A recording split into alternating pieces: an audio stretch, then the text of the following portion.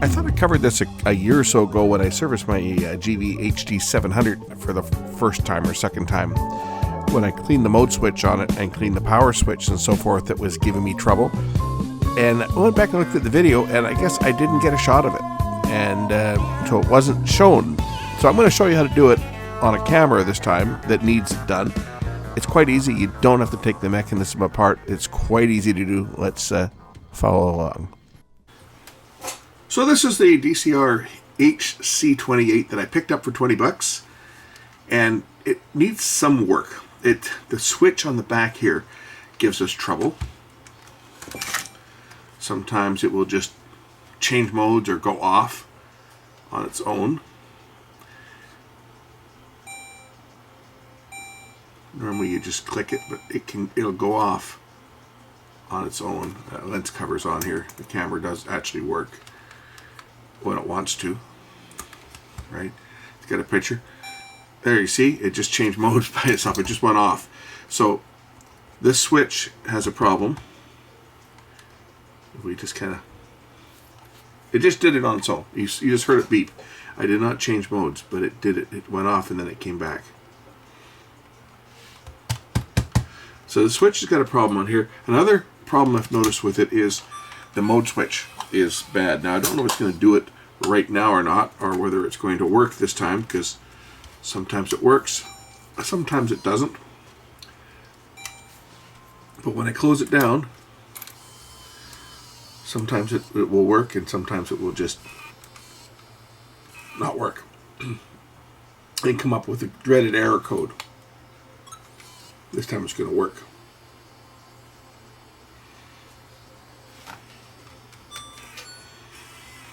Other times it'll come up with an error code and it won't load, and it'll just say eject the tape. Yeah, this is the tape that has no door on it, so you can see the tape itself. But that does not affect it in any way, shape, or form. It will still work. It's just that you can see the tape when it's threaded. Okay, this time it's going to work. As I say, sometimes it doesn't. Sometimes it'll just come up and say eject the tape. And that's typical of this is the one that's also got the old pinch roller that came out of my other machine, which is now working perfect. But I want to show you guys how I can clean the mode switch on this one without taking the whole camera into a million pieces, because these are a real pain in the ass to work on. I'm going to remove the battery because I don't want it to close on me. And we're also going to remove the tape little lid here.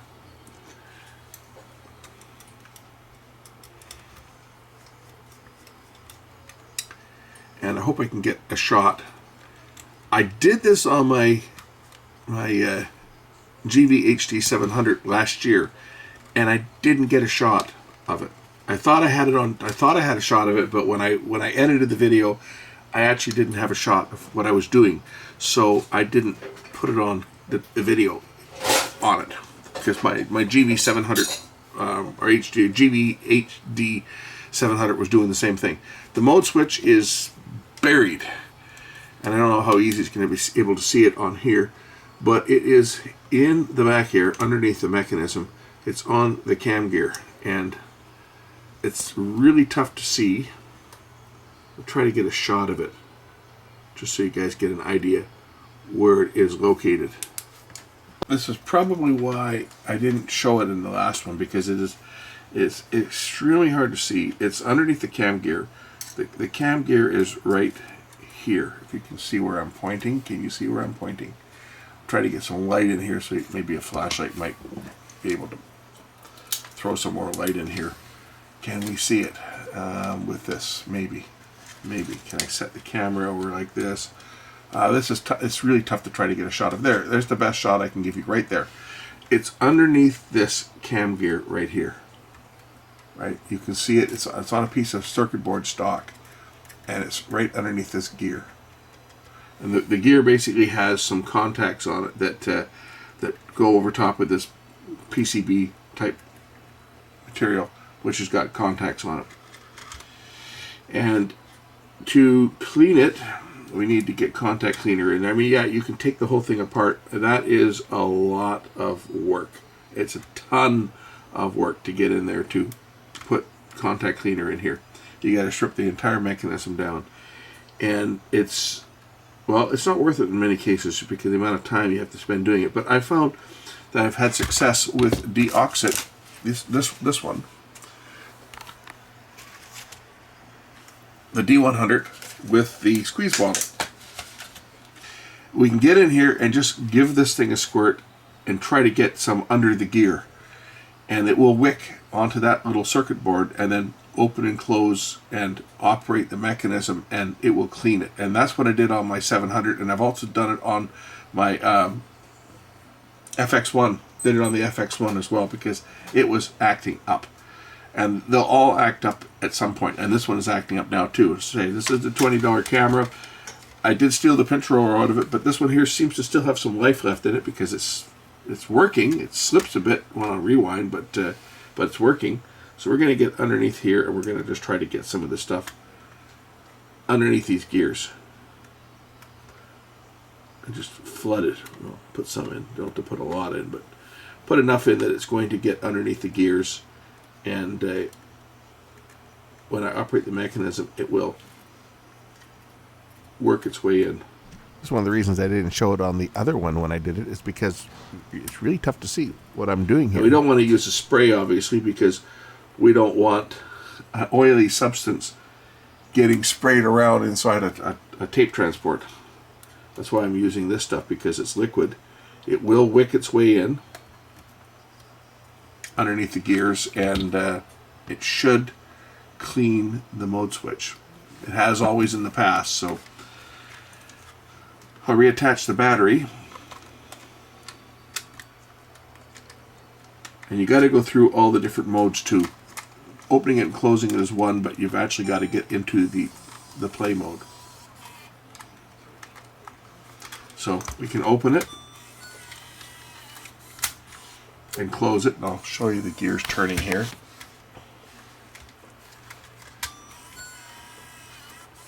See the cam gear turning? So just the act of opening and closing it, once you've loaded it up with some deoxit, will polish those contacts. But opening and closing it is one thing. We have to go through all the different modes. So I'm going to open it and close it a few times. That'll work a lot of it in, but it won't get to all the contacts because some of them only make the contact when the pinch roller is fully loaded. Okay, we'll load the tape now, and we'll just put it through the motions.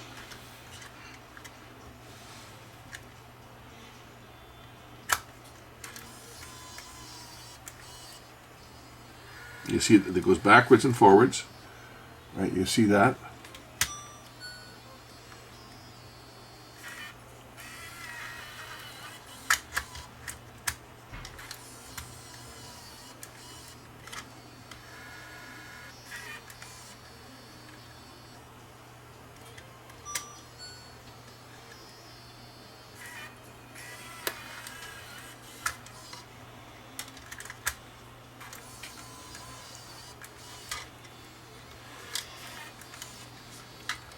That's the advantage to having this this tape with the door removed, is you can see the mechanism operating.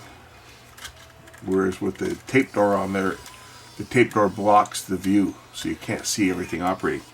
So now it's loaded. We'll turn on the camera first of all. It's on. It's probably in camera mode. It is in camera mode, so we'll put it in. We'll put it in playback mode, and I just want to go through. Yeah, cancel the clock setting. Yeah, no kidding. I just want to go through all the modes, and we're going to just exercise this unit, go into the different modes, fast forward, stop, play. And we want to go through all the modes too, not go from one to the other, because we want that cam gear to rock back and forth.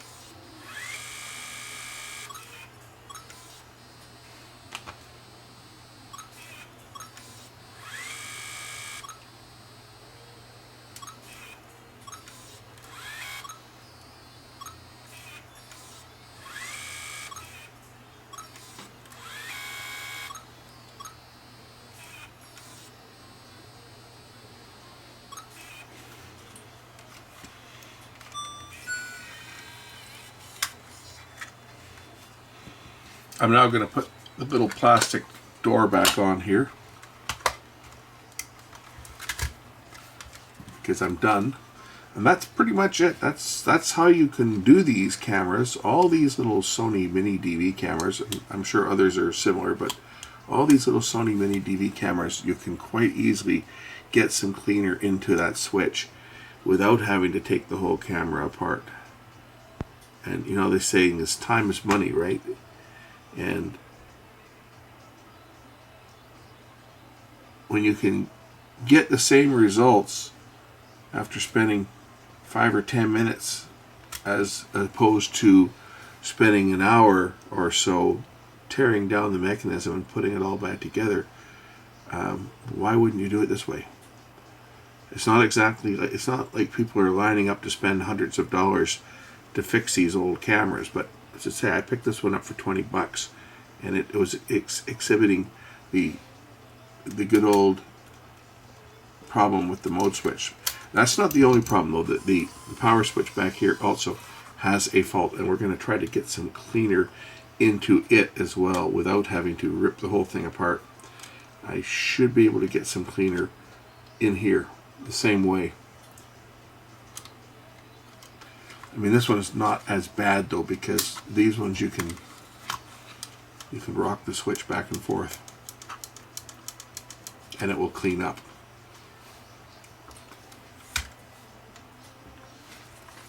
Let's see if I can get some into here.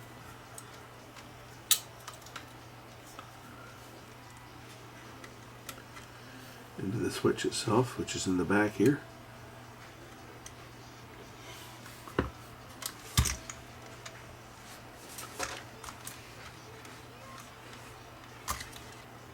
Now I can see the switch. I can see the lever for the switch. It's right in here, right down in there. I can see it.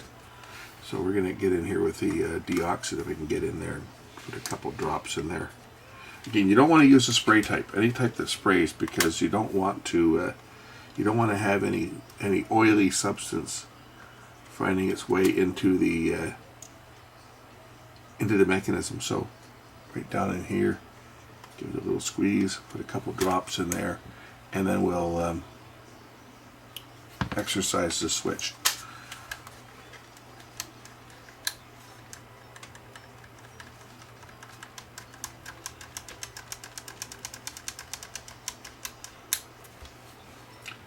Put the tiny little battery, which is not even a Sony battery. This was given to me with the camera, aftermarket battery.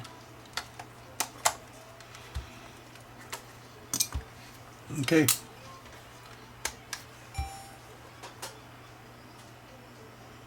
Camera mode, playback mode. Yeah, I think it's okay.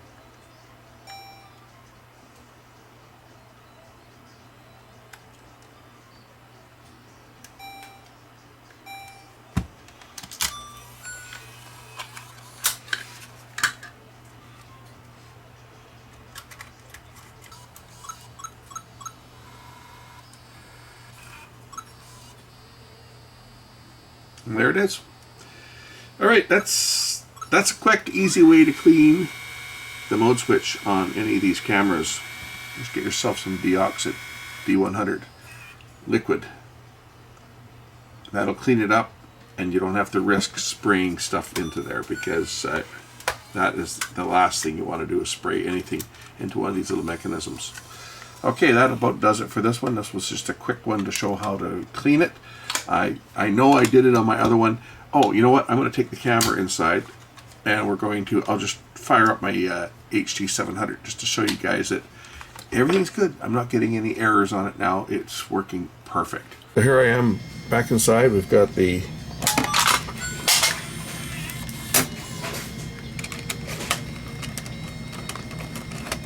HDV unit. Watch it make a fool out of me and not work, but it will. Play.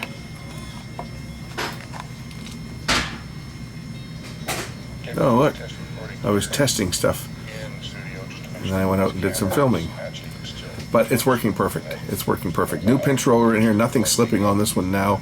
And it did stick a little bit. The first couple times I put it in, and again, it was because when I put the pinch roller on, I kind of had the pinch arm a little bit out of position, but we corrected that, and it's working perfect now. Anyway, thanks for watching. We'll catch you in the next one. This was a tape shot on my HC3 when I was doing a comparison. I shot a video on this one, and I shot video on that little AVC HD onto a disc. And I used this camera as well that I'm shooting this on for that comparison video. And that's one where a SanDisk 128 gig memory card failed when I was shooting. It just decided, right in the middle of shooting all these shots, when I was at the park, it just decided, nope, I'm done writing, and that was it. I couldn't write. I can still read all the files off it. I can't delete anything, and I can't write to it. Just failed out of the blue. Anyway, thanks for watching. We'll catch you in the next one. Bye.